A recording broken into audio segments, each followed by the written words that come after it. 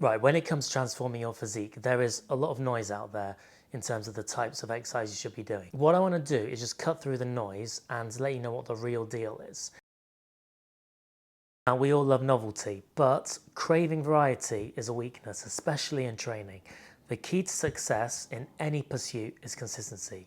So we get stronger by resisting the urge to switch things up when we get bored. And this is very true when it comes to training. Now, you might argue that your favorite influencer does 100 different exercises for their glutes and their shoulders, but that's literally just for content. And I guarantee that their actual program consists of the same set of exercises that they've been perfecting for years. So train like someone who takes their training seriously and not like someone who's just trying to get likes on Instagram. Performing movements safely and effectively needs to be your priority, and you need to perform movements with perfect technique.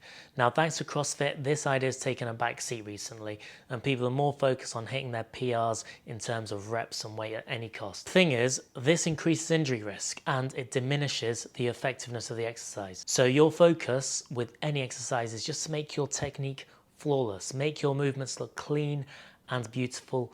That should be your main metric before you even think about increasing the weights and the reps. You don't need a ton of exercises to get into great shape. A few well-chosen exercises can do the job. Currently, for example, my training block includes 3 exercises per session for leg day, 5 exercises per session for upper body day, no more than that. Keep it simple, master the basics, and you'll see your progress skyrocket.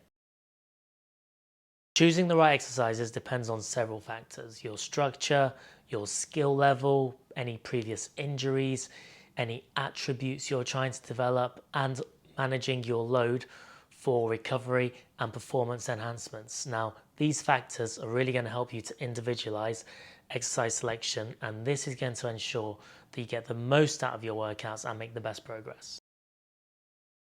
Your training session needs structure. Not only that, your program needs structure. You need a plan, and periodization is how we achieve this. Now, it might sound complex, but it's basically just about breaking down your training journey into chunks, each with its own specific focus. Now, periodization typically breaks the year up into training blocks, and one block might be all about bulking up, another block might be all about getting stronger. That's essentially how I break my training year up.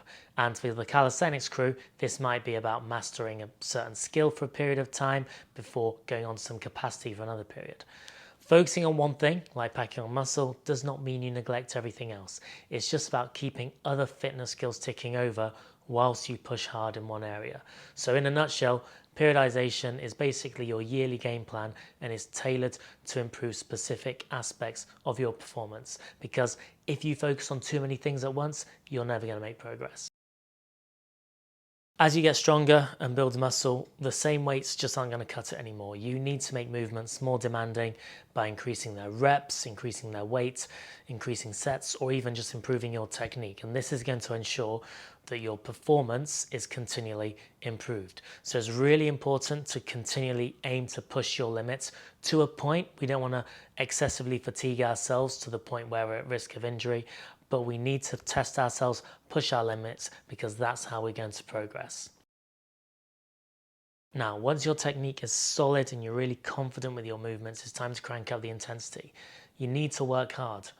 When you're performing a set, your reps need to slow down towards the end of the set, and you should be focusing even more on maintaining perfect technique. So this just means thinking about it, slowing down between reps, and thinking about what you need to do to make that rep perfect. This is the key to muscle growth, to getting stronger, and to all those adaptations that we want. Training hard means you need time to recover and grow, right? This typically means not performing the same movements or training the same movements and muscles on consecutive days. It also means managing stress, sleeping well, and eating the right foods to help with your recovery. This is crucial for making progress, and really it can't be overlooked. Rest and recovery are just as important as the training itself, because the training is where we cause the stress and the recovery is where the body actually adapts. So guys, from now on, this should be a non-negotiable in your training. If you stick to these principles, you're going to be well on your way to unlocking your peak health, performance, and energy levels. Give me a quick thumbs up if you found that useful. Otherwise, thank you for watching, and I'll see you in the next video.